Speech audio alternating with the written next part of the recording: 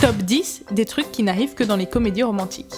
Numéro 1. Se rouler des gros palos sous la pluie et kiffer. Nous ne voulons pas faire de généralité, mais il semblerait que quand même, globalement, la pluie, personne n'aime trop ça. Du coup, c'est vrai que quand il pleut des cordes, on s'arrête rarement au milieu de la flotte pour rouler des énormes pelles à notre moitié. Oh oui, Jason, embrasse-moi. On préfère généralement un endroit sec, abrité, chauffé, comme une maison, un bar, un abribus, une cave. Bref, un truc avec un toit, bordel. Numéro 2. Le plan drague dans la rue. Quand quelqu'un t'aborde dans la rue, tu fais généralement mine de ne l'avoir pas vu, et tu marches, et tu marches encore sans te retourner. Oui, même quand c'est un mec de la Croix-Rouge. Du coup, c'est vrai que ça nous semble un peu étrange que dans les comédies romantiques, les gens soient toujours frais et dispo quand il s'agit de tailler la bavette avec un ou une parfaite inconnue qui les aborde dans la rue. Numéro 3. Les gens qui arrivent à sortir de la friendzone. À Hollywood, quand tu as un super copain avec qui tu passes toutes tes soirées et que tu appelles tard le soir parce que tu l'aimes secrètement, tu finis toujours par l'épouser. Dans la vraie vie, si tu as un super copain avec qui tu passes toutes tes soirées et que tu appelles tard le soir parce que tu l'aimes secrètement, il se maque, te présente sa copine, se marie et tu es témoin à son mariage. Breaking news, la vie est une grosse pute. Numéro 4. Le fameux combo bain, champagne, bougie. Parce que dans les comédies romantiques, le concept de je suis étudiant et beaucoup trop fauché pour me payer un appart avec une baignoire, voire un appart tout court, voire à manger, n'existe pas. Du coup, dans toute bonne comédie romantique qui se respecte, le héros ou l'héroïne, après une longue journée de travail, se fait couler un bon bain chaud où il attend sa moitié, une coupe de champagne à la main, éclairée par la lumière des bougies. En gros, c'est leur version à eux de j'enfile un jogging et je comète devant Game of Thrones en bouffant un bucket. Numéro 5.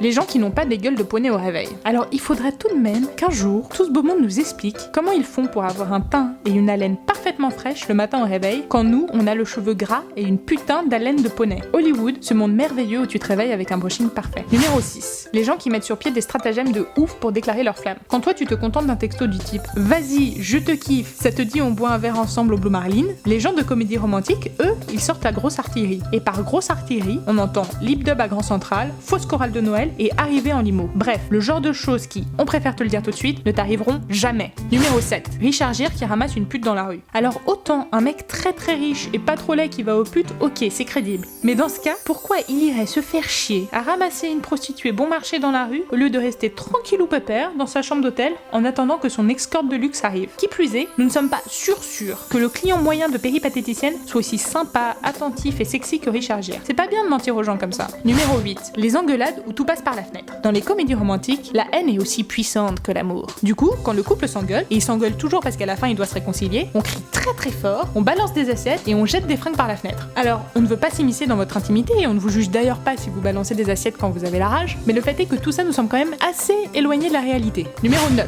La course poursuite à l'aéroport. Nous ne voulons pas briser tous vos rêves, mais si vous passez les portiques de sécurité de l'aéroport en courant, un bouquet de fleurs à la main ou non, il est plus probable que vous finissiez votre journée par une fouille anale dans la zone sécurité, ce qui n'est pas très très sympa, plutôt que par un long baiser fougueux devant un parterre de voyageurs en délire. Numéro 10. Le mariage où il fait beau, parce que tout est bien qui finit bien évidemment. Et qui dit comédie romantique dit ils se marièrent et eurent beaucoup d'enfants. Ce que l'on nous dit pas par contre, c'est que dans le monde réel, quand tu prévois de faire un mariage en plein air et que tu n'as pas de solution de repli, il pleut. Et que dans ce genre de cas, t'as toujours un vieux tonton bourré qui vient te taper dans le dos en te disant mais pleure pas ma petite, mariage pluvieux, mariage heureux.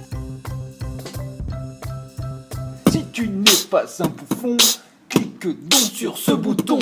Plus on rit, plus on est fou. Allez-y, abonnez-vous, yo!